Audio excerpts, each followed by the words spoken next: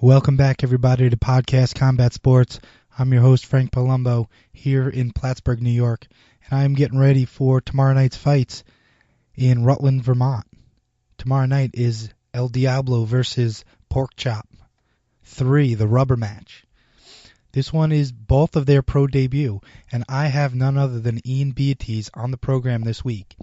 Now, I'm recording the intro to the podcast 11:30 p.m. after weigh-ins Friday night. The fight is tomorrow night, but I had a phone call with Ian on Sunday after last week's fights in Lyndonville. So we talk a little bit about that, and then we get into his career, his amateur career that is, and a little bit about the fight and, some other Northeast Assassin and Extreme Combat stuff. So it's a pretty cool podcast. I got about 22 minutes worth with Ian. He's ready for his pro debut. He's psyched for this rubber match fight with Chris Gallipo. And, of course, he's got an awesome nickname, Chris Gallipo, the Pork Chop. And I'm going to eventually have to get to him and find out how exactly he got that nickname. Little apology, getting this out way late. My target is a Tuesday release for my podcast. But it was a tough week. I was a little sick. Worked a little bit overtime. Fortunately, didn't miss any work. And I'm getting it out Friday night. So hopefully you're listening to this, getting ready for the fights, waiting for that rules meeting to kick off so you can start taping up your hands, getting those gloves on. But anyway, no fancy editing. I optimized the audio as much as possible, and I'm going to throw this intro on, and I'm going to upload it. So check out the show notes for everything Diablo Beatease. Go check out the fights in Rutland. Get front row tickets. Extreme Combat Promotions. Hit up Kathy Fitzgerald, Facebook, and her phone number's posted there. Get those tickets from her. Get front row. And I want a loud crowd for this fight. Last week in Lyndonville was a huge success, so congratulations on that show. Congratulations to all the winners. I heard there was some awesome fights. I can't wait to be there for the next one. So without any further ado, Diablo Beatease. Okay, I got tape a call going. Adding a call now. It's dialing. It's ringing. Just gonna have to sync up the calls here.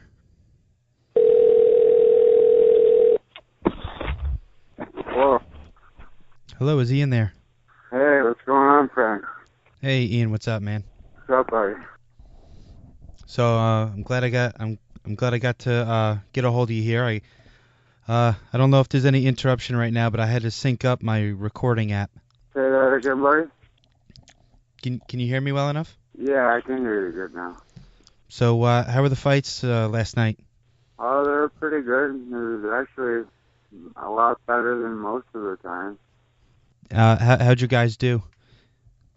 We just had Gary fighting, but he won by KO in the first round, 38 seconds. Oh, nice. Yeah, I figured that would be a good fight. I saw Derek fight a couple months back. I thought he was a good quality fighter, so I think that's a pretty good win. Yeah, definitely was a good win. Just I didn't really think he was tested too much. Never really seen him get hit, and yeah, he got hit hard. Good. What round did that happen? Oh, right in the first. Oh, wow. Yeah, that other Gary didn't even get hit. I think the other kid was a little too tentative, and Gary just came out and fucking cracked him, and he couldn't recover. Yeah, the last time I saw Gary fight, he was really pressing forward. So I thought that I kind of want to see that fight. Is there any video of that out? My girl has it. She's gonna post it in a little while, I think. So it will be floating around on Facebook here pretty soon, either tonight or tomorrow. What was Andre announcing last night? Yeah. Oh, cool. Yeah, I saw a picture of the whole group in the cage. So, yeah, I thought maybe you had one other guy fighting, but I'm not sure of your updated roster right now. No, the other guy was Nick Bang. He won the middleweight belt in the main event, and he just wanted he was just in the picture because we're cool with him. Oh, that's cool. Yeah, so he beat and Ruiz was the champ? Yeah. It was a pretty good fight, actually. Ruiz won the first round, and then the second round was kind of back and forth. I was kind of still leaning towards Ruiz, but Nick might have won it in the second round. And then in the third round, you could tell Nick was tired, and he just didn't want to be in there anymore, and he just fucking, he hit him hard. Was that a knockout also?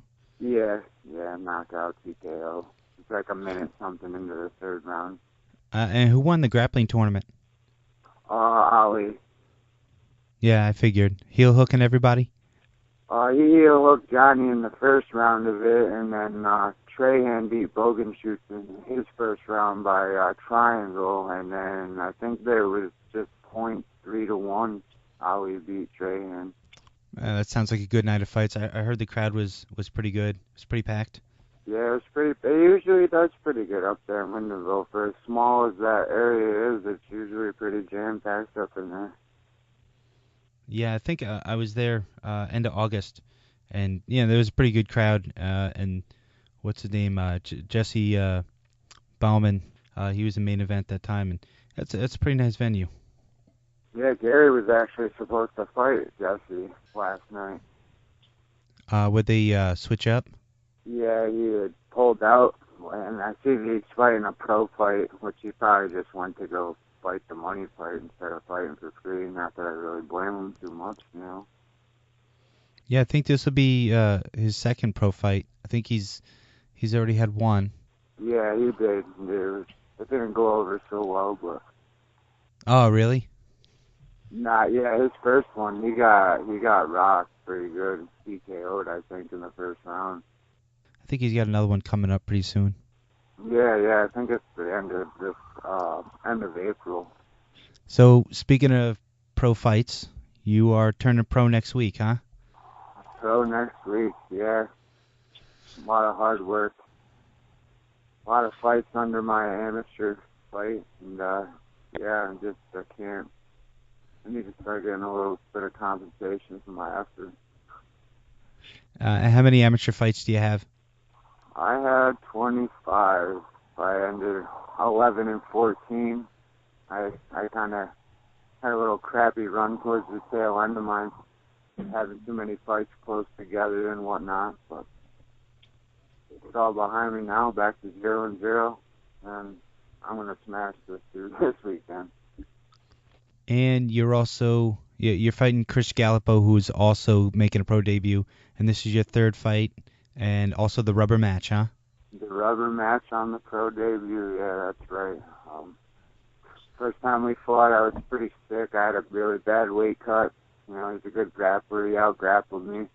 The rematch, I was 100%, and yeah, I knocked him out in the first round, 2 minutes in. My goal is to finish him quicker this weekend. As far as turning professional, what exactly did you have to do in order to make that transition and make it official? Pretty much whenever you feel like the coaches and you feel like you're ready to go. I mean, there's no... I wouldn't say, I just say the only really difference to me is the roundage. I mean, I train hard all the time, so... Do you have to get licensed in Vermont? No, like, the same medical, same everything, pretty much as the amateur. The only difference is I'm getting money this time around. Well, that makes it pretty easy. Yeah. Well, how about preparation? Is there anything in particular you're doing? I can't imagine doing anything too different. I mean, after 25 amateur fights, I think you got the preparation down. But is there anything you kind of tweaked or just kind of harnessed in a different way, considering the change in the rounds? Not really. I'm just prepared to fight a grappler. I mean, he's gonna come and try to grapple me. That's it. He's got a grappler's chance, and that is all. Anywhere else, he's gonna get beat. And even grappling, I don't even think his grappling is as good as mine. But hey. Yeah, I saw him grapple. Boy, I can't remember who it was, but I did see him in a grappling match, and he just looks like he's a pretty strong wrestler. I know I've been at a lot of shows where he's fought, but I can't. When I'm at the shows and I'm either cornering someone, I barely ever get to watch the fights.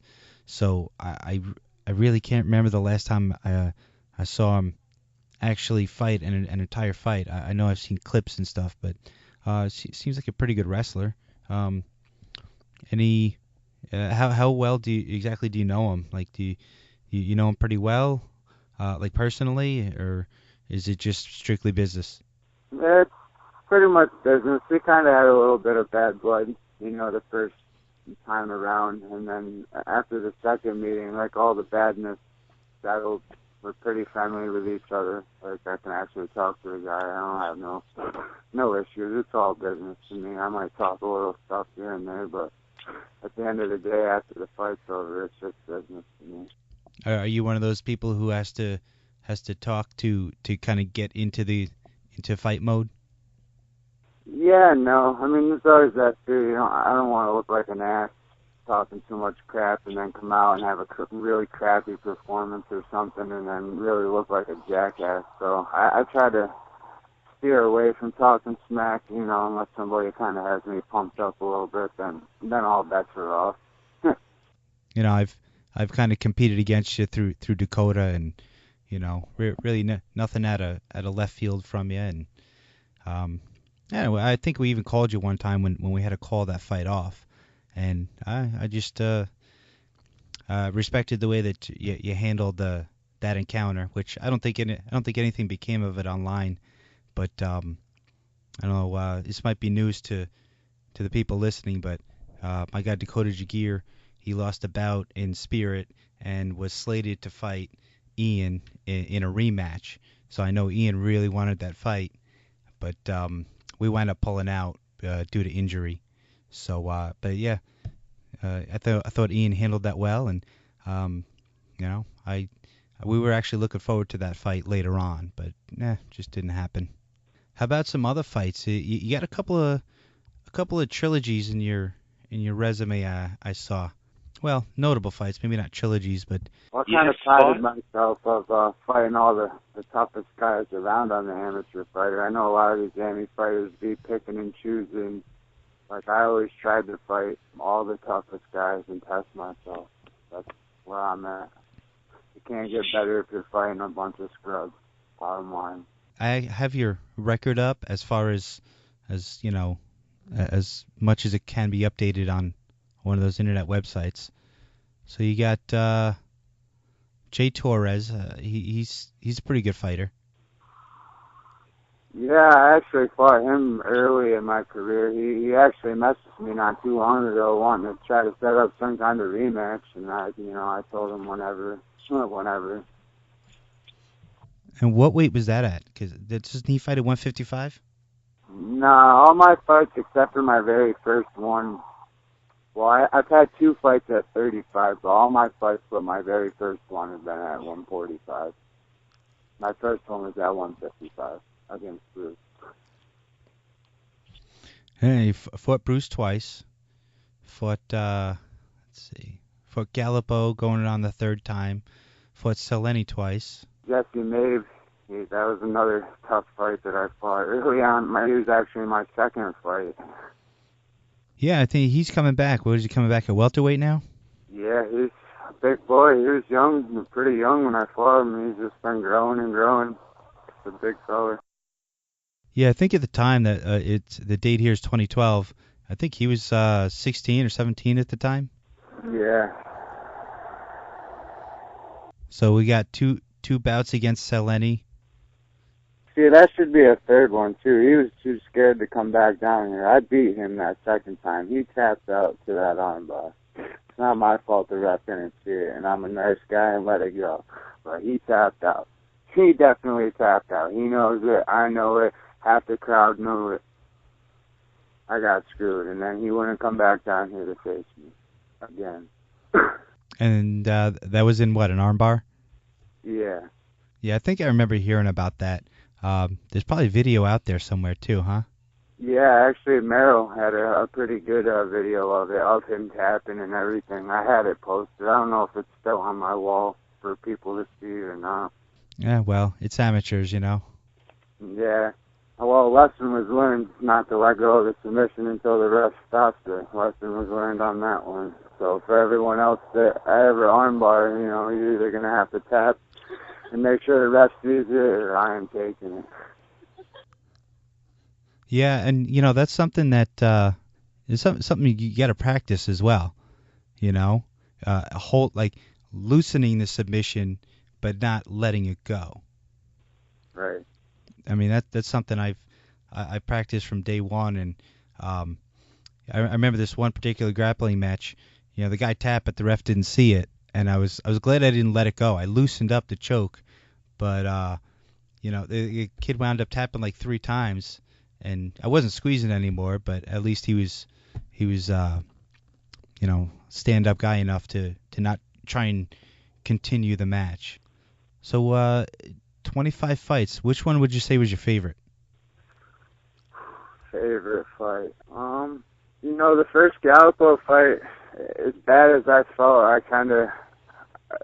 I learned a lot about myself in that fight. I have to say that's probably one of my favorite ones because I was at like 30% and I really had to dig really, really deep and went all 3 rounds with him at my worst.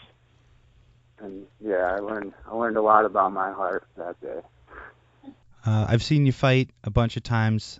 I think my favorite fight that I've seen you perform in was the Bret Hart fight, and probably mostly because of your post-fight speech. Well, that was another case of a man fighting a bunch of scrubs and thinking that he was top shit and top of the line until he ran into somebody like me who was tough and that he couldn't just lay on.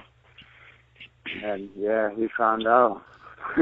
Well, what I was very impressed with was you were pretty much like in his hometown, and you told it like it was, and you really showed no fear there, and you had a very good performance. So I remember going and watching that, and I was impressed. I liked it. It was a good fight. It was an enjoyable fight, and those kind of things are what people are going to remember. That kind of post-fight speech. Just kind of going through your resume here. You fought, I think it was 2 guys from the H2O gym in Montreal. I didn't catch a break from them, man. They're tough guys. Yeah, they are. They're very well prepared, and I thought the Goncalves was just a very good, solid striker, and Reginbald is pretty tough too. The Reginbald fight at Goncalves, I kind of felt slightly outclassed a little bit, but the Reginbald fight, I wish I had a better weight cut. That was another fight that I probably should have never fought. I was so depleted. I had a really bad weight cut to 135 for that one. I'm not saying that affected the whole thing, but that was definitely a big part of it. And I knew if it went past 1 round, I didn't have much more to go. Yeah, and since T.J. George wound up beating Reginbald, it's kind of like that thing where Chael Sonnen exposed Anderson Silva, and then eventually he got chased down, and a guy with a similar skill set could beat him. So I think your first round with Reginbald exposed enough where someone else could come in and execute the right way and come up with a win. So, I'm just putting that out there. I think you had a lot to do with T.J. George being able to control the bout the way he did. Yeah, I set the blueprint for that. I just didn't have the energy to complete it, unfortunately. But yeah, that was the game plan in there. He was a heavy striker, try to grapple him down, and it was working. I didn't have the energy to sustain the way I needed to. And that was another lesson learned on the amateur racket. That's all. Yeah, but the other thing about mixed martial arts, it's different from like say wrestling, where if you lose in wrestling, in no way, shape, or form does that count as a win. But in MMA, even your losses can advance you forward. And I think just the fact that you dropped a weight class to fight a kid like that. Nobody wanted to fight him. That's what that boiled down to. Everyone was scared. Yeah, I mean, there's some value just even in that loss because of your performance up until that point. So, how's things going with Northeast Assassins? Things are going great. Trying to get some new people in. For sure, we just had Gary win the belt last night, fighting next weekend. Not really sure when Andre's getting down again, but I was training hard, trying to come back. Try to be as prepared as we possibly can be. So everybody knows that NEA brings it. Yeah, I think that's definitely true, and I think everybody knows that you guys are definitely a staple in the Extreme Combat promotion. So it's Sunday before your fight. You've got 6 days. What's this next week look like for you training wise? So a lot of little technique stuff, little stuff that I've been working on just for Chris, and worrying about the weight. I got like 10 pounds per car, which isn't nothing. I got 6 days. Probably have to lose like 4 pounds at the very end. Sweat it out. It's gonna be a good week. I've done the work, and I'm ready to smash this dude and move to my pro career. How about the next 3 months? What would you like to do in the next 3 months pursuing your pro career? I'm probably gonna branch out a little bit, maybe train, a little elsewhere, get some more experience elsewhere. I'm not really sure what's after this. I think I'm gonna take a small step back, from 5. I've had a lot of fights for only fighting. It's coming up on 4 years of fighting for me. I had 25 fights in 4 years. It's quite a bit. And I'm just gonna take a small step back, still train hard, and just see what comes up. Anybody that ever beat me, or I beat, wants, to rematch me on the pro circuit, I will gladly step on up to the pro realm. That's all I can say. All right. So, anything else to kind of promote this next fight in Rutland? Next Saturday, I'm telling you, you guys don't want to miss this. I'm going to try to beat 2 minutes and 2 seconds. I'm going to beat that, please. Yeah, that's a good thing about that is the amateur rounds are 3 minutes. If you win in 2, really doesn't the change in rounds being longer doesn't have any effect on that. So that's a good way to go. No, I'm pumped up. I've been training hard, and like I said, people don't want to miss this fight. Might be the last time you see Diablo fight for a while. So how do we get at you on social media? You got Facebook and Twitter? I don't really have a Twitter, but yeah, I'm right on Facebook. Ian Beatease. You got a fighter page? Yeah, Ian Diablo Beatease. Like it up, Like and share. Like and share. And I'll post a link to it in the show notes. Sweet. All right. So I don't know. Anything else? That's all. Thanks for having me, man. It's my pleasure. Anytime. You got any sponsors or anything you want to plug? Well, actually, I do. I will say thank you to Mike Crow Sr. He's been my sponsor from day one. He's backed our team. He's our team's biggest sponsor. So, yeah, thank you to Mike Crow Sr. Awesome. Well, thank you very much. And I'll probably get this out in the next probably by Tuesday is my target. So, yeah, I'll tag you in it when I post it. All right, sweet, man. All right, Ian, thank you very much. And I would say good luck, but I know it's not about luck. All right, thanks a lot, man. Thanks for having me. All right, man, have a good one. You too. Bye. All right, that's the show for the week. Thank you to Ian Diablo Beatease for your time in the interview. Good luck tomorrow. And to everybody else, thanks for listening. Like, follow, and share my page and my podcast, PCSMMA. That's on Facebook, Twitter, and everything else, Instagram, YouTube. Okay, that's Podcast Combat Sports. That's the name of the show, Podcast Combat Sports MMA, Northeast and Northern New York, amateur mixed martial arts. You can subscribe to the show 2 ways, on SoundCloud.com. Just type in SoundCloud.com, Run a search, PCSMMA, and follow, subscribe, or you can go onto iTunes, PCSMMA, Podcast Combat Sports, and hit subscribe, and it will download for you every time I upload a new episode. You don't even have to do anything. Just go on to your iPhone, your iPod, go right to podcast, the podcast app, type in PCSMMA, and subscribe. You'll get it every week. All right, that's it for me, and I will see you next week. All right, I've run out of patience. On to Ruth!